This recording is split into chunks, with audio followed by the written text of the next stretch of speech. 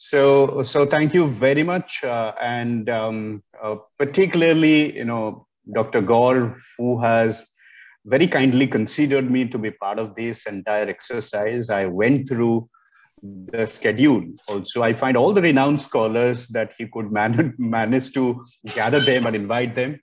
I'm really fortunate to be part of this esteemed panel, who is going to address, who is actually addressing the young scholars. I hope more and more students will join soon. And I have been given the task to talk about India-Pakistan relations. And what I find, in fact, is, is really very difficult to get into straight away to India-Pakistan relation, because it's not so easy. It's a very, very complicated subject. And therefore, I think, I need to little bit go back what Pakistan is all about. Unless until you understand Pakistan as a state, you can't really think about India-Pakistan relationship, because entire, Indo-Pak relation is really conditioned or colored by the sentiments in both sides. What Pakistan, we know less.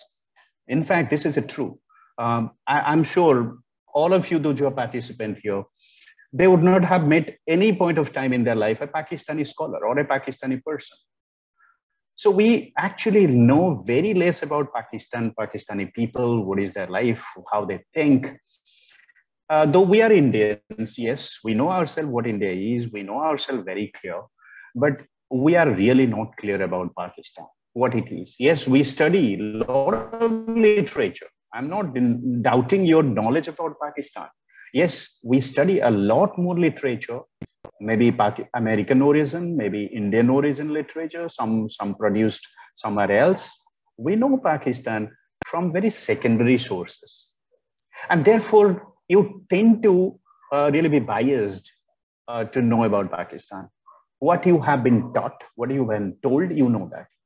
There is no even opportunity to know directly Pakistan. Very difficult to visit Pakistan. Your visa will never be accepted or given. And very chance that we come across a Pakistani scholar, very less.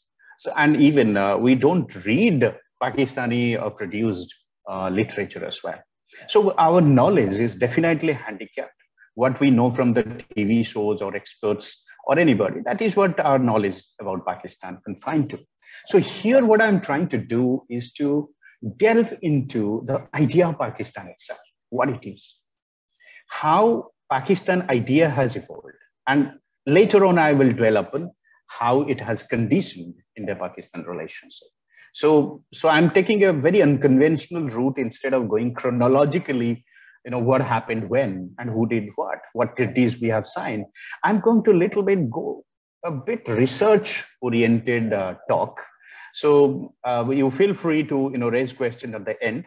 So I'm taking a very unconventional route to discuss about Indo-Pakistan relation, and probably that will add to your knowledge. And I'm really happy that Dr. Gaur has considered me with the hope that I will add some knowledge to your very fruitful stint in this institute. So let me go ahead with this. The first is the genesis and the evolution of Pakistan itself. And you all know that, yes, the two-nation theory widely discussed, which Muhammad Ali Jinnah actually floated, we know that. And the two-nation theory, all you are clear that Hindus for India and Indians are, or Hindus are in India and then Muslims are in Pakistan. So that's the very simplistic way of division that we did. And that's called two-nation theory. And this two-nation theory, Pakistani people think it is unfinished yet. And because some of the Muslim-dominated regions are still outside of Pakistan, like Jammu and Kashmir, what they think. So they call unfinished agenda of partition. So that's another story. But yes, the first idea when we think about Pakistan is often debated in this terminology called two-nation theory, and that we know about it. That's often emphasized. But mind you, if you ask Pakistan, if you go to Pakistan, three things actually stands out. Yes, the two-nation theory is very old and that's what it is very settled with. But the Pakistani idea is revolving around the triple A, and that is Allah, of course, and being a Muslim country, they too much emphasize on Allah, and that is the way of life they have. And of course, which is very, very, aberration rather called in a modern state system, that is the army. The Pakistani army is all pervasive.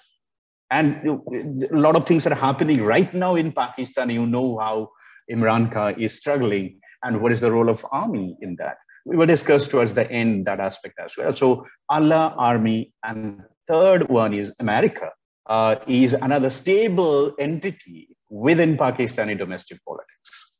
Whatever happens in Pakistan, it is America. Whether there is a Pakot in Pakistan, it's a conspiracy. If there is a political change in Pakistan, they think it's a conspiracy of Pakistan, of America. And even today itself, Imran Khan has told there is a kind of plot against him by a foreign entity, and actually he was hinting towards America. So you can imagine these three A's actually dominate Pakistani mind: Allah, army, America. For everything, they concentrate on these three. And therefore, Hassan Abbas, a very famous author, has written Pakistan's drift into extremism: Allah, the army, and America's war on terror. So this is what, when you think about Pakistan, think these three A's: Allah, army, and America. Beyond that, in fact, you don't find a Pakistani discourse beyond these three A till date even. That I would like to argue with anybody. Suppose there's a question on this. In fact, for every aspect of a Pakistani life, you find Allah, America, and army, big role playing in all aspects. Now, of course, I have discussed about Allah's support they have sustained, and of course, the Pakistani army, what they think that whenever Pakistan is in extreme danger, it is army who comes and rescues. So Pakistan army is actually a kind of savior for Pakistan. And America, for anything that you find problem or good in Pakistan, America is responsible. Even till date, this is all what going on. But the irony of understanding Pakistan is the military rule. And out of 75 years of its existence by today, half of its independent existence as Pakistan is ruled by military. And that's an irony, actually. Of course, when you say a role of, army, Pakistan army is paramount in Pakistan, obviously because half of their independent existence is ruled by army itself. And starting from 1958, Ayub Khan, then General Ziaul Haq, and then you have Pervez Musharraf, all these So the military rule or military itself is very paramount in Pakistani life. So you can't think anything, any Pakistani discourse, whether it is India-Pakistan relation even, without an entity or a role of Pakistan, that is the Pakistani army itself. Now, in that context, you must be thinking, then, okay, that's one aspect. The defense is one aspect of Pakistani life. But what about the judiciary? The judiciary is another pillar of their democracy, if anything existing there. The executive or the parliament may be subservient to the defense of the military, but what about the judiciary? The judiciary is even truncated. To my mind, I think judiciary is also under tremendous pressure, and many times it has been under tremendous pressure from the political class as well as the defense or the army class. So now we can find out what's wrong with Pakistan, in fact. Okay. Now, in addition to all these, the interesting fact is Pakistan is a nuclear weapon state. And I can go on to the history of Pakistan's nuclear weapons program. And particularly, I'll take you back to 1971 or 70, when India actually intervened in the East Pakistan crisis, and then Bangladesh emerged. That's point of time, I think Pakistan realized that it cannot defend against Indian aggression in any way, because India is numerically strong. So they thought that a bypass they can find out, or a flyover they can find out to overcome the inferiority, defense inferiority in the conventional terms. So they thought that, yes, we can go for nuclear weapons. And Pakistan, though couldn't afford, actually, it was a very poor country, but it told at once that we will go hungry, we will go eat leaves and grasses, but we'll produce nuclear weapons. So this is a famous dialogue always told that Pakistan would love to go hungry or eat leaves and grass, but they will produce nuclear weapon, and they have produced it, in fact. So after 71, they realized that if they had to checkmate India, the only option is nuclear. So nuclear weapons have actually given a different confidence level to Pakistan. So particularly they have gone it for, to come across or to overcome the conventional inferiority vis-a-vis India. And gradually what Pakistan has done, they have actually upgraded their weapons or maybe miniaturized their nuclear weapons to acquire tactical nuclear weapons, which are considered very, very aggressive or not so safe, but Pakistan has gone for it. So all these are fine. We can still understand that any country, a sovereign country, can go for acquiring any system, any weapon system. They're sovereign. But the problem here, when you think about Pakistan and nuclear weapon, is another entity existing inside Pakistan, that is the non-state actors or the terrorists. The terrorists, which are not under any control, anybody's control, neither Pakistani regime or political leadership can control it. And there is a vicious cycle, or there is a kind of nexus between the politics, the army, and also the non-state actors in Pakistan. And imagine if the nuclear weapons fell into or falls into the terrorist hand, what would happen? So that is what the nightmare for the entire world, and so also to India. And that's why the nuclear weapons with Pakistan becomes much more attractive or interesting. So the entire world is worried about what would happen if the nuclear weapons are misused, because there is existence of non-state actors who have no postal address. They are not obliged for anything. Beside that, if you want to understand actually Pakistan's psyche, Pakistan thought process, mentality, you cannot ignore the Islam aspect or Islamization of Pakistan.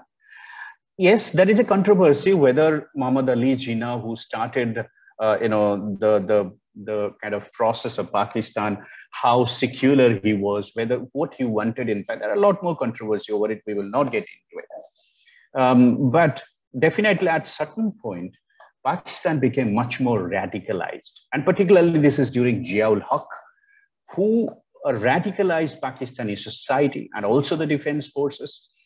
And subsequently, you find the religious riots happening in Pakistan, particularly 80s, mid-80s, you find the riots. The Shia Sunni, the divide within Pakistan, also very rampant. So the madrasas have been proliferated. And then Pakistani military actually rank and profile has been also penetrated by these Islam radicalization process. So particularly Zia-ul-Haq, has been attributed with the Islamization of Pakistan or radicalization of Pakistani society itself. So this has happened decades ago, but the remnants are still continuing, and Islamization of Pakistan is still rampant in some way or other. Then what happened is subsequent rulers couldn't really cleanse Pakistan or clean their hands from Islamization process. It's Islamization or radicalization of Pakistani society got entrenched so deep that nobody could really clean it up. Even at one point, Zia has told, if Islam is taken out of Pakistan, make no mistake, Pakistan will collapse. So there is no question of secularism in Pakistan, what he was emphasizing. And if you really think about Islam and identity of Pakistan, of course, everybody's attention actually is drawn to the class of civilization idea by Huntington. Now, yes, in today's world, what you see, the wars are not fought on other basis. Rather, the wars are fought on the basis of religious fault lines. And if Pakistan is emphasizing Islam and radicalization of society, obviously it will be at loggerheads with any other civilization or any other religious group. Obviously, India, if they think Hindu is the identity, then obviously Hindu is in clash with Islam. That is what the propagation, what they think. Now, in subsequent eras, the things have gone much worse because of the Cold War as well. So the Cold War that was fought at the global level after the World War II had its presence in this part of the world as well. And Pakistan became a direct member of the Cold War discourse. And as you know, the second part of the Cold War that started from late 1970s onwards, and that was fought in Afghanistan, where Soviet Union intervened in Afghanistan in 1979. And at that point, Pakistan became a frontline state of America to fight against the Soviet forces in Afghanistan. So somewhere or other, I think Pakistan is responsible for bringing the Cold War conflict to the South Asia or this part of the world. And that is the beginning of another entity coming in to bring the jihadi identity, jihadi forces into the subcontinent. And that has complicated further India-Pakistan relationship. As you know, when Cold War ended, all those who were created to fight with the Soviet forces in Afghanistan became jobless. And they had to be rehabilitated some other. And of course, it is Jammu and Kashmir. So you find with the Soviet intervention in Afghanistan and Pakistan's frontline role in the Cold War exacerbated India-Pakistan conflict, particularly the Kashmir issue that we are all aware of. The terrorism incidents have proliferated. And then you find in Pakistan become very, very active in a negative way in the world politics. And that's the point of time when you find 245 religious parties in Pakistan. Today, if you count how many political parties are there in Pakistan, it is 245. And out of the 245, around more than 100 parties, actually their ideology is jihad. So you can imagine the situation, the societal and political situation, particularly in that part of the world. Cold War ended, of course, and Soviet Union disintegrated. And that's the point when Pakistan found itself in a blank. And America distanced actually from Pakistan and left Pakistan in its own way. And the Mujahideen, those who were created to fight against the terrorists who were created against the Soviet intervention, who, as I told, were jobless and they had to be rehabilitated or they need a job for somewhere. And Pakistan utilized them to send them to Kashmir, and the Kashmir terrorist incidents exacerbated subsequently.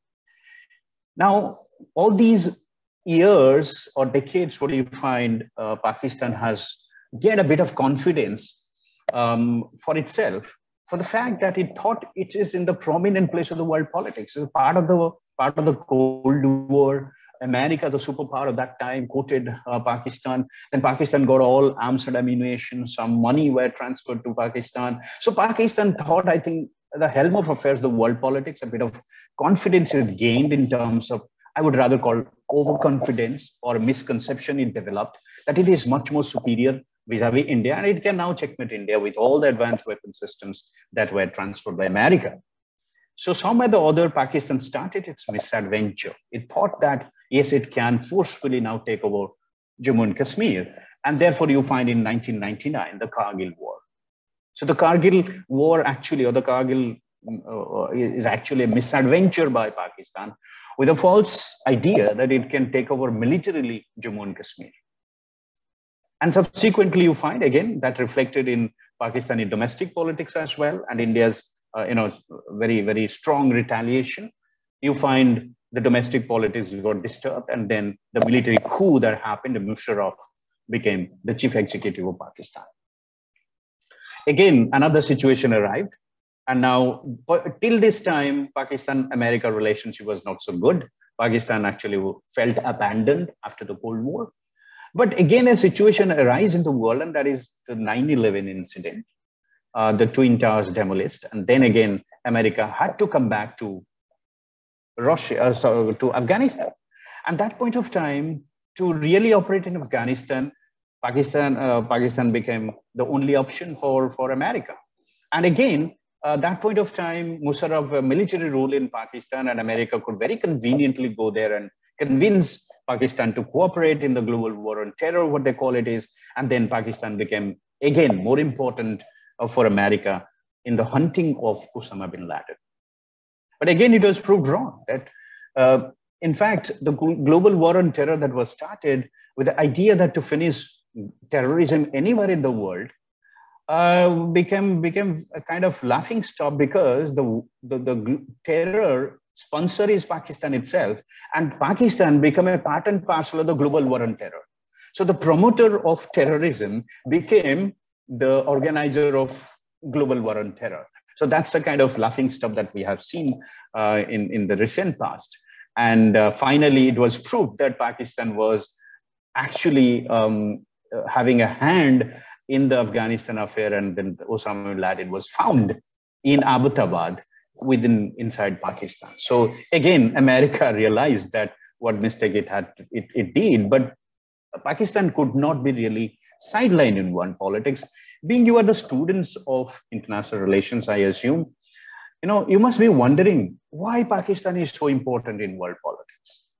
Why Pakistan is so attractive in world politics. America comes and quoted it and then goes back, abandons it. Again, situation arises. Again, Pakistan become a front line. So Pakistan, somehow or the other, got a sense that it has a big role in world politics. And it happened actually. But why? If you look at America's attitude, why America goes to Pakistan each time asking for help, not to India or any other country? You can say that, yes, India is a democratic country, non-aligned foreign policy. It won't really, fall in the line of American footsteps. So America thinks that India is not a reliable partner or an ally India is not interested in. And in Pakistan, which is mostly ruled by its army, decision makers are from that. So it is much more easier to convince and take on board Pakistan. So Pakistan is an ideal candidate for America. No, that is true. But conceptually, as an IR student, if you want to actually fathom Pakistan's political position in the world, it's quite interesting. Number one, if you analyze America's decision to actually take on board Pakistan in the Cold War politics, there are three considerations. Number one, Pakistan is proximate to Soviet Union, and therefore, in the Cold War politics, Pakistan was attractive. So from there, America can operate. You can imagine, if you are aware of the Cuban Missile Crisis of 1962. In fact, Cuba, Soviet Union stationed missiles in Cuba. Why Cuba? Because Cuba is proximate to America, geopolitical, geographically, and therefore it was very much attractive to Soviet Union. Similarly, America was also looking for an ally from where it can really influence the outcomes of Soviet Union. And Pakistan is obviously one candidate. The other candidate is Turkey. Turkey is in the confluence of Europe and Asia. So Turkey was actually an ideal candidate in that. America had good relation or an alliance system with Turkey till date. So Pakistan was very attractive because it is proximate to Soviet Union or Soviet world. Also, the second important thing why Pakistan is attractive, Pakistan is proximate to oil. Central Asia begins from there. So Pakistan, Afghanistan, Iran, and then the West Asia, what we call, and connecting to Central Asia as well. So Pakistan's geopolitical position or geostrategic position is very, very, very, very attractive, and particularly proximate to oil, and therefore Pakistan was. And then, of course, the third important aspect why Pakistan is so important, is so attractive, it is proximate to the Muslim world or the Islamic world, whether you call Organization of Islamic countries or the Gulf countries, the rest of the Islamic world, what is called, definitely Pakistan is considered as a leader, though not now, but initially Pakistan was claimed as a leader of the Islamic world, and therefore, obviously, it is very attractive. So these are some of the three other reasons why Pakistan was always very attractive in world politics. So in that context, when you look at Pakistan's journey, it has been not so smooth, both internally and externally. It had to struggle with, and then you find what mess it is in now. We will analyze further the nature of Pakistan state itself to understand what it is actually. Yes, there is a huge debate at the academic circle. Is Pakistan a failed state? Will it break up? Definitely, it is not a normal state, what we know. Okay, it's definitely a troubled state. Domestically, internationally, what do you find? There are a lot of divide in academic circle, whether it's a failed state or not. Who is a failed state, we can debate later on sometime if there is a question. But yes, Pakistan still survives. Whether you call it is going to be is likely to fail, or it is going to fail quickly, or how many years after it will fail, we don't know. Pakistan still survives. It continues. Whatever. That it's definitely a troubled state. It's not a normal state, but it continues. Can we call it a failed state or not? There is a huge debate. There is a divide. There is no conclusion or unanimity among scholars whether Pakistan can be called as a failed state. T.V. Paul, there's a very renowned scholar. He has written a book called "Is Pakistan a Warrior State?" He called Pakistan a warrior state. It's always ready to fight. Anything that it thinks that it can take over everything by a fight, and we have seen it many times. The misadventure by Pakistan. So Pakistan seems to be like kind of warrior state, always ready to fight, and it can go on. But my assertion is that if Pakistan is a warrior state, then there must be a warrior class. Okay, there are actually warrior class within Pakistan. The tribal belt, what you call the northwest frontier, or Afghanistan-Pakistan border region, where you have a kind of parallel system goes in the tribal belt. They have a kind of parallel state with it, and they love to fight. So you find warrior classes within Pakistan, but the state is not really a warrior. The state is not behaving like a warrior. So I have a problem with TV Paul's assertion that is a warrior state. I don't think they have warrior class inside, which is separate, not mainstream Pakistan, but otherwise Pakistan is really not a warrior state. And if it is a warrior state, it would have done wonder. It is really not. Then Anatol Levin, another scholar who called Pakistan is a hard country. Yes, maybe it's a hard country. There is another scholar which is sitting in UK, I think, Ishtiaq Ahmed. He called Pakistan is a garrison state because, much more logical this is because Pakistan is more or less influenced by its army, its defense forces, and much more state activities are actually run by the army itself. So yes, it can be a garrison state. It may be a hard country. I don't know which way you would like to term Pakistan, which is quite interesting. From Indian point of view, look at quite interesting fact that you will come to know. I couldn't give you the book name, the front page of the book here. Jaswant Singh. Jaswant Singh was our former foreign minister during Vajpayee time, and he is no more. He wrote a book called Jinnah. It became very controversial after that when he published it. And that to actually cost his membership from the BJP itself. And that's a very thick book he published. It got published in Pakistan as well, where he made an assertion that probably Jinnah, the architect of Pakistan, was a scholar, was a secular, or some kind of statement he made in that book, which became much more controversial. And that was criticized across party lines. Even BJP itself criticized and disassociated from him. And after that, I think Jaswant Singh was forgotten. And this book was, I don't know whether it's banned in India or not. I have a copy. And I was reading through. It's a very thick book. It's a huge volume. But in page number 524, towards the end, in that book, Jaswant Singh makes a very categorical statement, which actually surprised me. And this book was very, very much, accepted in Pakistan. This book was very much favored in Pakistan, not in India. And I doubt whether the Pakistani scholars have read this particular line. And towards the end, in the conclusion around, Jaswant Singh says, Pakistan has remained a conceptual orphan. This has struck my mind. Pakistan has remained a conceptual orphan, the result of a somewhat barren attainment. Barren because Pakistan itself, as both the progenitor and as the firstborn of the idea, has demonstrated that this notion of Muslims being a separate nation does not work. This is a categorically statement Jaswant Singh made in that book.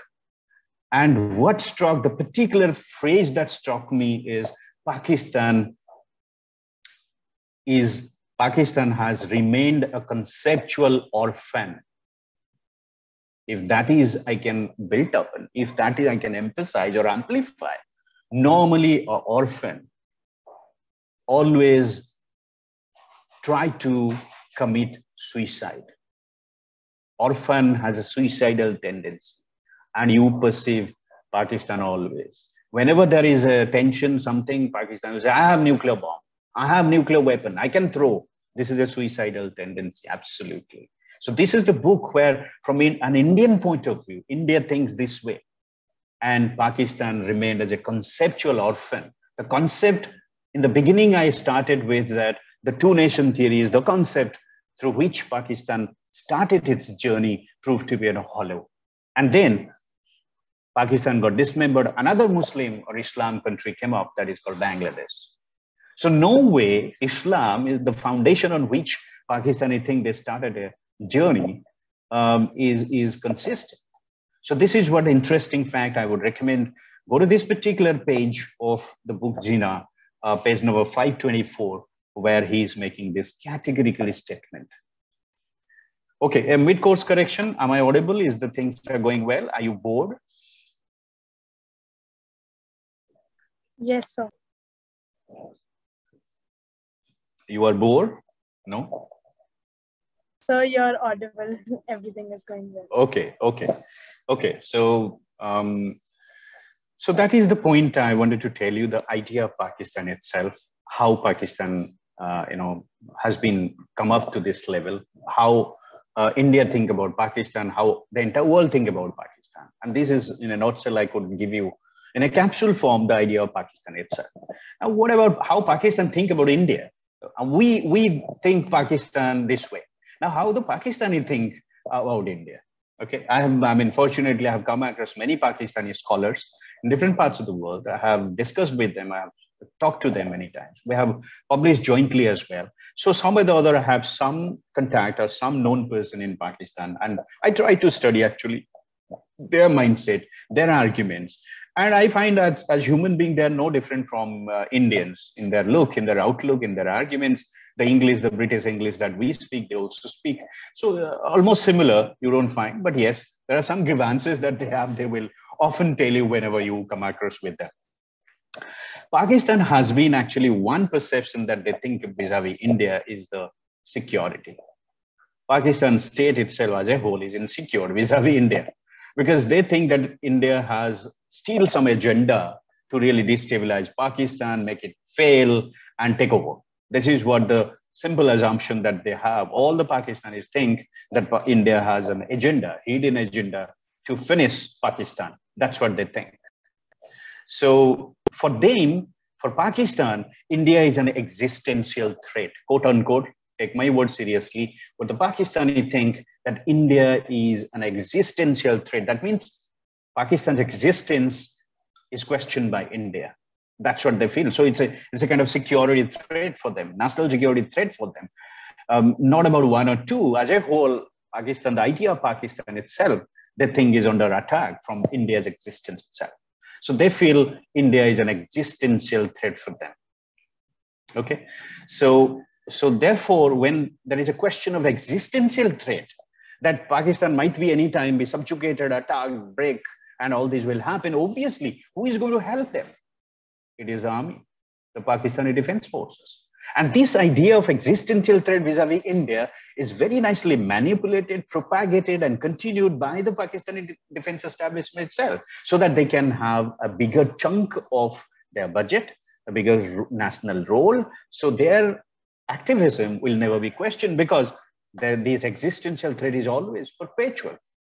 So that's the point where the army gets in. This idea itself that, yes, India is an existential threat to Pakistan invites actually greater Pakistani army role in the national politics. That's one argument you find.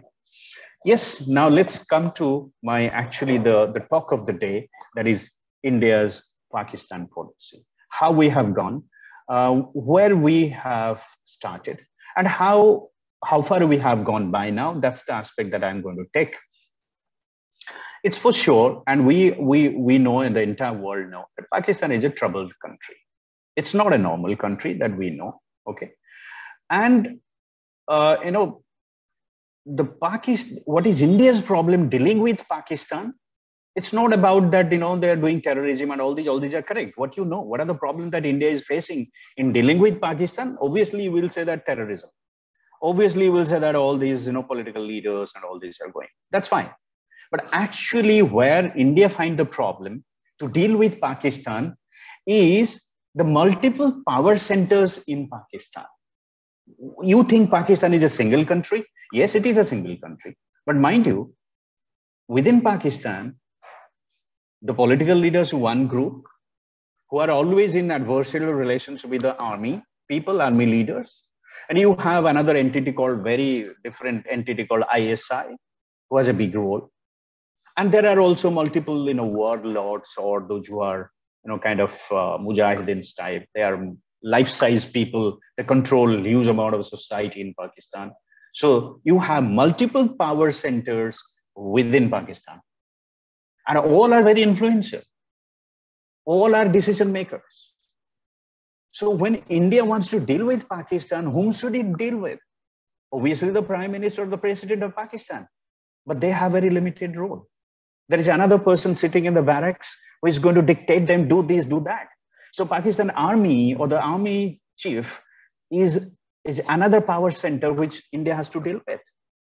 And then even if these two you are managed to deal with, there is another group sitting in the tribal belt, all the mujahideen groups or the warlords or the religious leaders, the mullahs or all other whatever you call, they are also a formidable power center in Pakistan. So the problem with India is how to deal with these multiple power centers. You think you can talk to your the other side Prime Minister and things will be sorted out? And you know that I think in 2015, when our Prime Minister, Narendra Modi was on a visit to Afghanistan, in between he made a stopover. If you recall, are you aware of this? Narendra Modi made a very actually a unscheduled landing in Pakistan in 2015, somewhere in December. Are you aware of this? Yeah, to wish him what they wish. Yeah, so marriage ceremony. Exactly. So Nawaz Sharif's, daughter's marriage ceremony or something was going on. He made a, look at this is what it's supposed to be actually. The Prime Minister of that country, Prime Minister of this country, become very cozy, and this is welcome actually. Things could have been sorted out very nicely, but mind you, Prime Minister is just the only Prime Minister in Pakistan. There is another power center called the Army Chief, who is having a completely different idea of Pakistan. So even if Narendra Modi could build up a rapport with another that side Prime Minister, but things didn't move. And rather, what happened later on became very surprising. And then all other things that we will discuss later on. Nawaz Sharif gone. Okay, so it's not so easy for India to deal with Pakistan, not because that all these problems going on, it's because of the multiple power centers in Pakistan, whom to deal with which way is very, very difficult to understand. Sometime, even we thought at one point, okay, there is an army rule in Pakistan, coup happened, then Major General is now, Musharraf is in the helm of affairs, he can take any decision he wants, and there is no political, backtracking here. And we thought that, okay, we can convince Musharraf as well. So we invited Musharraf, despite Kargil war. Musharraf came to India, Vajpayee Prime Minister's time. Agra summit happened, we will discuss that. Now we thought that we can sort out. Now one leader who is the politician, who is also the army chief. So we can deal very conveniently. But again, that it didn't go ahead. There are many other issues that happened and entire discussion got derailed. So the problem is not about terrorism. We are struggling with terrorism. We are dealing with terrorism for the last 7 decades, and we can manage it. And I think we have learned, we have equipped ourselves to deal with Pakistani terrorism. I think America is actually, proud of this and learning. They're learning from us. India can manage with Pakistani-sponsored terrorism, and we have done it. But the problem is how to deal with Pakistan, whom to deal with Pakistan inside. There are multiple power centers. That is where the problem is. Okay, and this is my understanding. I would love to debate if any other counter view. Now, actually, if you look at many times, India has unequivocally told that India respects Pakistan's sovereignty. India is not interested to amalgamate or subjugate another country. We are not interested. Had we interested in this, Bangladesh would not have been here. It would have been a part of India that time in 1971. We are not interested. We are not a kind of expansionist state. So we don't really aggrandize the neighboring countries. We have often assured Pakistan in many ways that India respects Pakistan's sovereignty, which they don't accept. Okay. And in fact, India always has gone extra mile to bring peace through resolution of conflict, through dialogue, debate, discussion. But Pakistan repeatedly has taken misadventures, gone into military, adventures. And we have seen time and often Pakistan takes that misadventure and then get defeated and then goes back. So this is what India is suffering with. There is no consistency within Pakistan what they really want. And when India is saying that we need a good neighborly relationship, Pakistan is saying, fine, we have another counter view that we will discuss later on as well. So within these constraints, India's Pakistan policy has evolved. We have all these ground problems, which are heritage problems. And we are somehow or the other calibrating our foreign policy towards Pakistan. And I find these are the components of India-Pakistan relationship. Yes, negotiation is going on. It's a kind of almost perpetual affair. It goes on. So many negotiations, so many rounds of negotiation. Negotiation is a tactic that we are dealing with Pakistan some way or the other.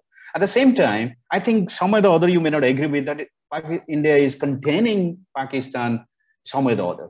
Whether your presence in Afghanistan, whether presence in Iran, whether you are in Indian Ocean, or you are in the world, we are doing a kind of campaign against Pakistan. Some way or the other, India's foreign policy is definitely having a containment policy or containment of Pakistan.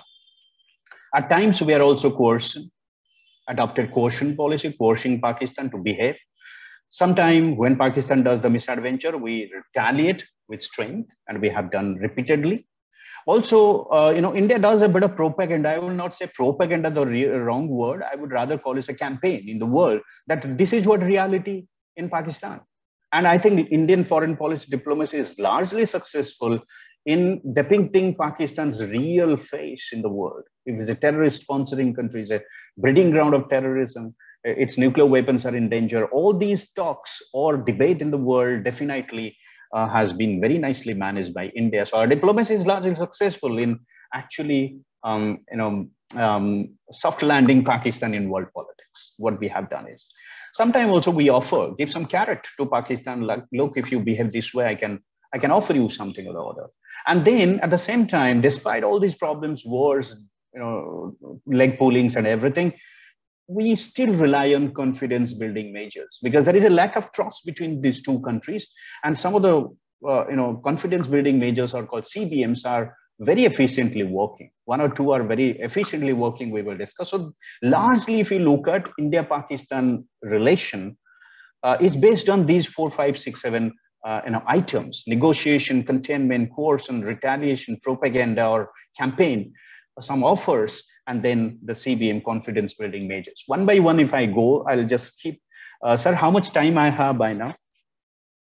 Another 10, 15 minutes?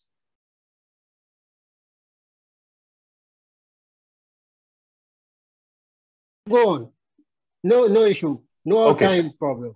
Okay, sir.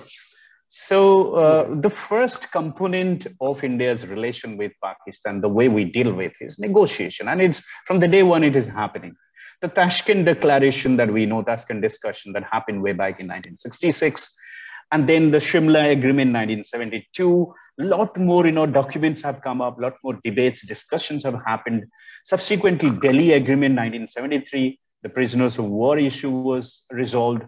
No War Pact actually offered by Pakistan in 1982. Now, here is an issue.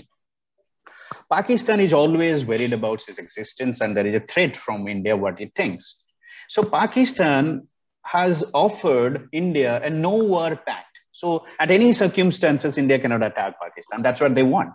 In 1982, they offered this. India told, why only worried about war pact? Why not we go for a comprehensive treaty arrangement? The Treaty of Peace, Friendship and Cooperation, the way India has it with Soviet Union that time and Russia today. So India's offer is much bigger, which Pakistan thinks, no, I'm least bothered about your friendship. I'm worried about your attack. And that speaks a volume. But this is what Pakistan has emphasized often, that we should go for a no-war pact because they're worried about India's attack. So Lahore Declaration that happened little before I was talking about Nawaz Sharif's visit to India, Lahore Declaration we signed. Bajpayee, Nawaz Sharif, had a very good rapport that time as well. And then you have seen a lot more goodwill gesture started, Lahore bus service. Even Bajpayee traveled from Wagah border to Pakistan by bus. So these were all goodwill gestures started long ago. And it was really nice, the way it started.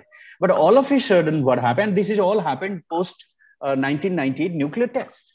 The nuclear test happened, conducted by India and then subsequently by Pakistan. There was a lot more tension, a lot more pressure on India and Pakistan from the world. And amidst this tension, India-Pakistan could manage to arrange a diplomacy, and Lahore Declaration happened.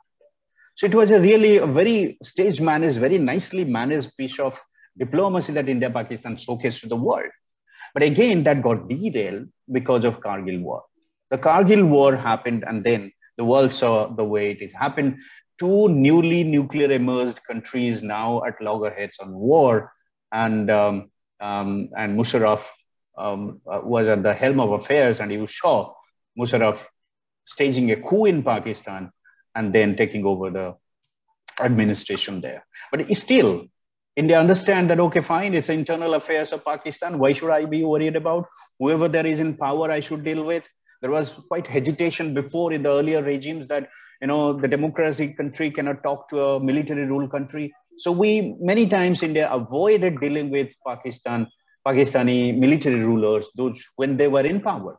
But gradually there is a shift in India's diplomacy or kind of, policy that dealing whoever in power has become actually the policy of Indian diplomacy towards Pakistan. So you find India did not hesitate to deal with Musharraf, even who was the mastermind of Kargil War. We invited him. Agra summit happened, but Musharraf couldn't agree. Now India couldn't agree. They couldn't come out in a cohesive manner. So that process got over and it failed. But subsequently, the dialogue process continued. The negotiation continued. What it is called the composite dialogue process that started in 2004. The agreement was that whatever may be the relation, whatever may be the tension, the dialogue will continue. And that is what actually a kind of sportsman spirit, that maybe we are in trouble, but we will have discussions. So that was, continued, started up to 2004, and then subsequently it went ahead. But if you look at the low points in India-Pakistan, particularly in 1998, then in 1999, and then 2001 parliament attack happened, and we trace it back to Pakistan as well. Then subsequently 26/11 attack happened, the Mumbai terror incident happened. And then Pathankot, Uri, surgical strike. These are the very, very recent phenomena that we find between India and Pakistan. So these are some of the low points when India and Pakistan were almost at war with each other. Particularly after 2001, the Operation Parakram that happened, after the Indian parliament attack, Bajpayee ordered a march of army to the defense to the forward areas. So that was a very tense situation between India and Pakistan. So India and Pakistan have gone through those torturous time period, and there are much more instances between them. So the negotiation part is full. The plate is full, in fact. So many negotiations, so many agreements, so many concessions that have been arrived at. But still, India-Pakistan problem remains. And I remember, Sri Rajamohan has written a book called Crushing the Rubicon. It's a famous book. And he uses a word in that called Sisyphus. A word called Sisyphus. It's a kind of Greek character that, trying to push up a ball, huge ball, which is falling down. So it pushes up, again it falls down. It pushes again, it falls down. So it's a repeated kind of things goes on. India-Pakistan, negotiation goes on to a certain level, 2 step, it falls back 1 step. Then another thing happens, it goes up and then comes back. So it's called a Sisyphus kind of phenomena. Back and forth, it continues. It goes on, without any arriving at the zenith. The other policy that India has is called containment. You may not agree with me. What I think India's presence in Afghanistan is definitely, we have a goodwill objective there, no doubt. But yes, you are definitely ahead of Pakistan, and you are having a foothold in Afghanistan is definitely having another objective of containing Pakistan. Your strategic relationship with America is noticed by Pakistan, of course, by China as well. So coming closer to America is definitely a kind of, deterrent effect you feel in Pakistan. So India-America close relationship is not really sidelined or not really welcomed by Pakistan. India has good relation with Gulf states as well, and the Muslim states, particularly the Muslim world, is so good that which does not really attract, convince Pakistan. Pakistan doesn't like India becoming cozy with the Islamic world, but India has managed very nice, good relationship with the entire Islamic countries. And then India's position in Iran, though it is not moving much bigger way now, the Chabahar seaport that India is developing there is definitely a kind of strategic angle to it, and what Pakistan doesn't like. And then India, in a big way, modernizing its defense forces, definitely Pakistan is nervous about it. So these are some of the containment policy that India has, some of the to teach a lesson to Pakistan that, look, if you don't behave, I can go to this extent. There are some instances of coercion as well. And you found in 1971 the East Pakistan crisis, where India actually played a big role in creating a new country, and Pakistan army had to surrender in that. So it's really very, very interesting to understand. So 2001, 2002 Operation Parakram, which was really a very low point where almost India was at a kind of war with Pakistan, and that's the point when Musharraf came and gave a kind of pledge that he will help end militant infiltration to India, and after that the crisis was diffused. Even at times, India has banned Pakistani overflights. Many times when there is a tension, India says that, okay, your flight to Bangladesh or any other part of the world, flying over India is banned. So that's a kind of coercion strategy that India follow. Stop all bilateral talks. We say that first restore peace, then we will think about any talk. Sometimes all the bus service or the connectivity, things are there. We also disconnect them. And then the surgical strikes, very new phenomena you find in India-Pakistan relations, which have definitely terrorized or shaken Pakistan. So these are some of the coercive tactics that India follows. In terms of retaliation, yes, I told repeatedly that Pakistan has involved in so many misadventures. The Kargil conflict, the border skirmishes that we find, the counter-terror operations, the surgical strike. These are the retaliation policy of India. And whenever there is a chance, India does not think twice to really take tough action and teach Pakistan the lesson in the language that they understand. So the retaliation is one constant policy between India and Pakistan, and this is India's approach towards Pakistan. International campaign, I told around the world now, Pakistan is definitely blamed. Pakistan's real face has been propagated everywhere. So everybody knows that it's a terror-sponsored country. It's a terrorist state, some of the other. So definitely India's diplomacy is very active in this. But there are offers also when Pakistan behaves good or Pakistan really listens to India. India also comes in a very generous way. India has offered actually most favored nation status to Pakistan, but Pakistan never accepted. Sometimes India also offer economic assistance when there is a disaster or some kind of problem in Pakistan. India offer some kind of helping hand, which they don't accept. Medical facilities, even India always offer. There are many cultural exchanges in the Bollywood and Pakistani film industry, somewhere that they're connected, that we see many of their artists are here, which is a kind of very goodwill gesture that we show. So the last part of the thing, that India and Pakistan relationship is also full of confidence building measures. A lot more attempts have been done by both sides to really, take the relationship to a different level. The trust is very, very deficit here, very low here. So how to, keep the relationship going? This is the role of the confidence building measures called CBMs.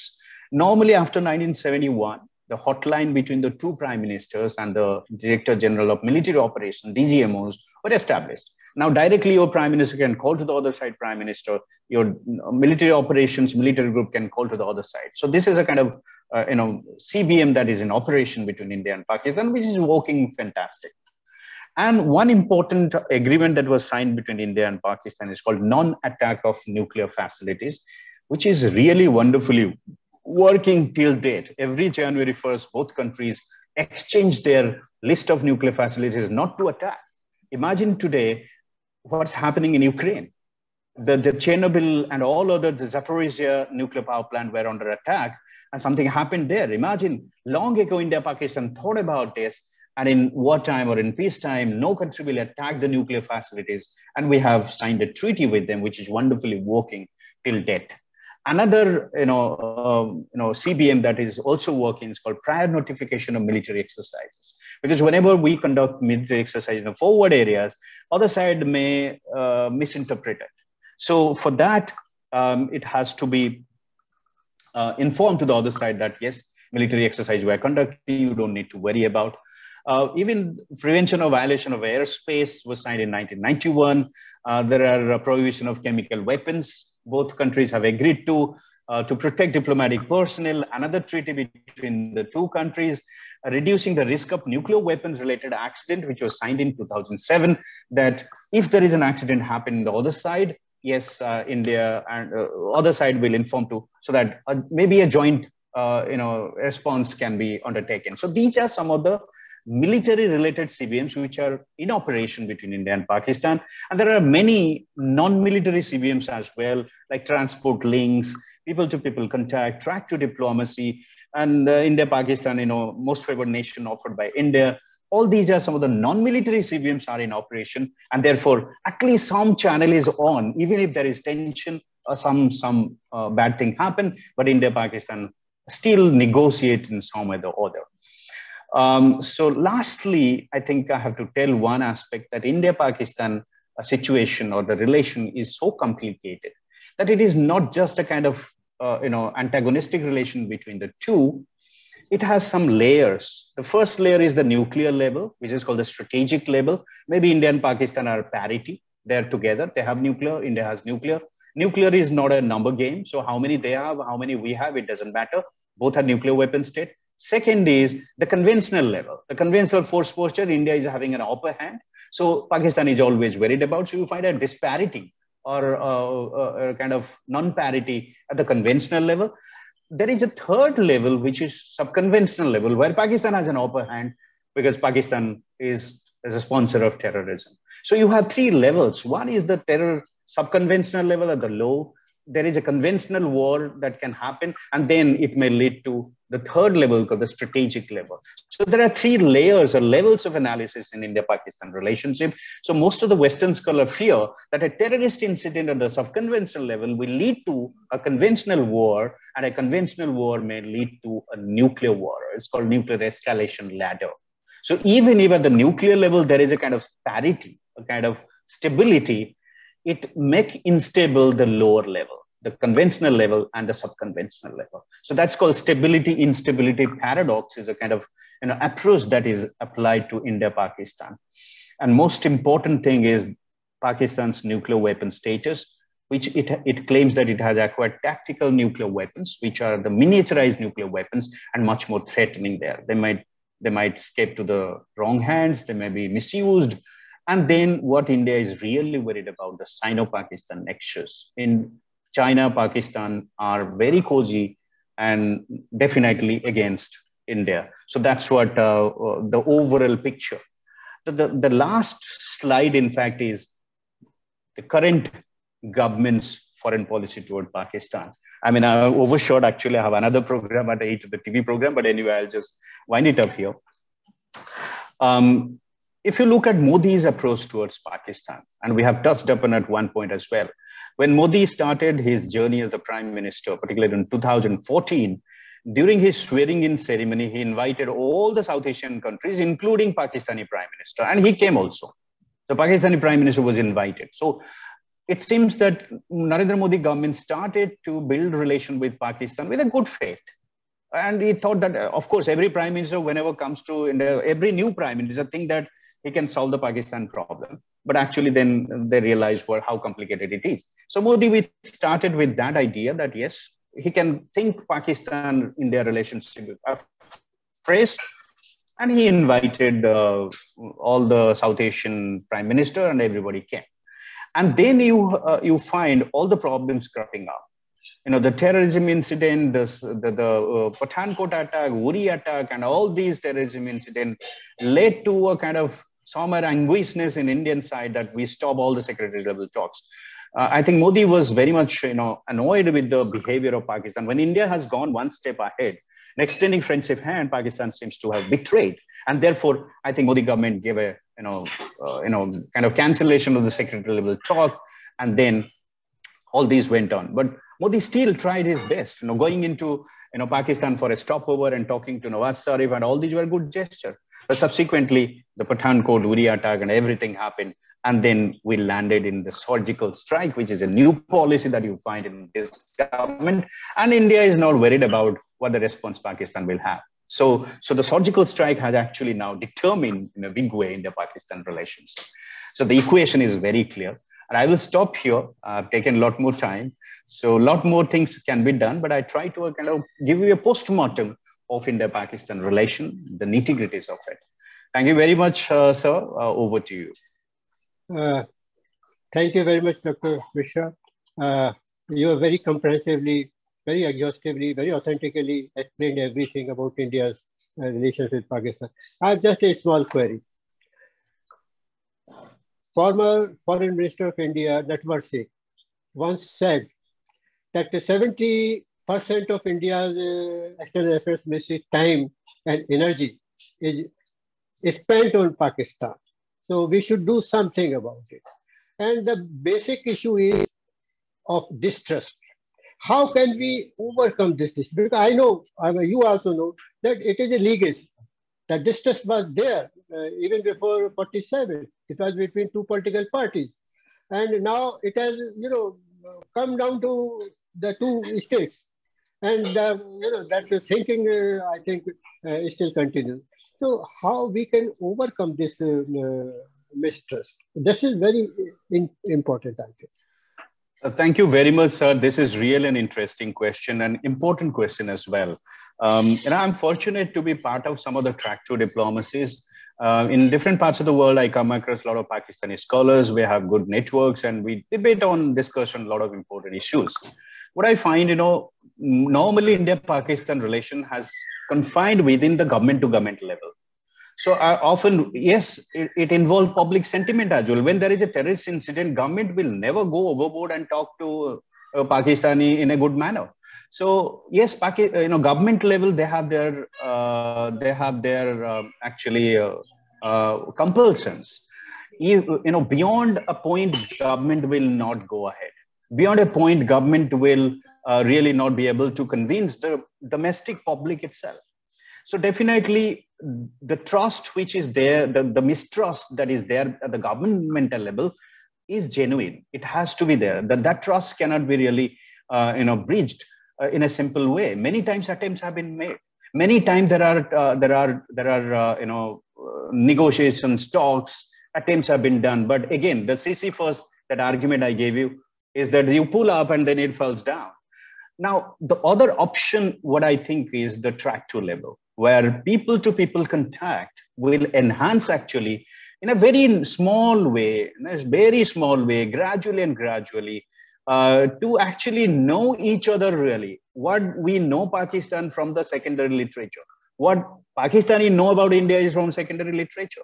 All these are propaganda. So to build up the trust or to enhance the trust, the confidence building measures, as well as people-to-people contact, which is much more important and needs to be enhanced at the academic level, to the research level, And these young students that are here, they should explore opportunity, how to, write joint papers with Pakistani scholars, how they can meet Pakistani scholars somewhere, whether we can accommodate Pakistani scholars somewhere or the other, beyond the track one level, beyond the government level. I think that's the only way. The civil society should be much more enhanced. And I think I would rather suggest, if you can have one or two faculties from Pakistani university to address the scholars, would be really great.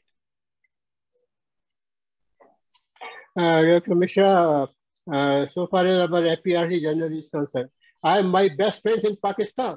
I mean, they're diplomats, whether they're in Pakistan or abroad. They regularly write, articles for our APRC journal, and I'm really fortunate to have this cooperation from them.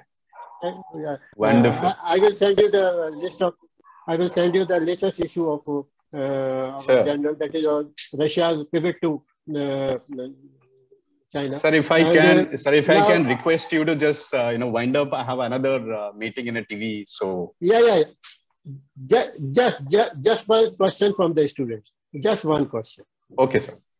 Don't detain the guest for long. Akati, would you like to put any question? Anybody? Just one question. Yes, sir. I would like to ask a question. Go ahead, please. Yeah, go on. Good evening, sir. Thank you so much for this wonderful session. So my question is, sir, now we can see a new Quad summit which we can see forming, that is of India, Pakistan, China, and Russia. It's in speculation.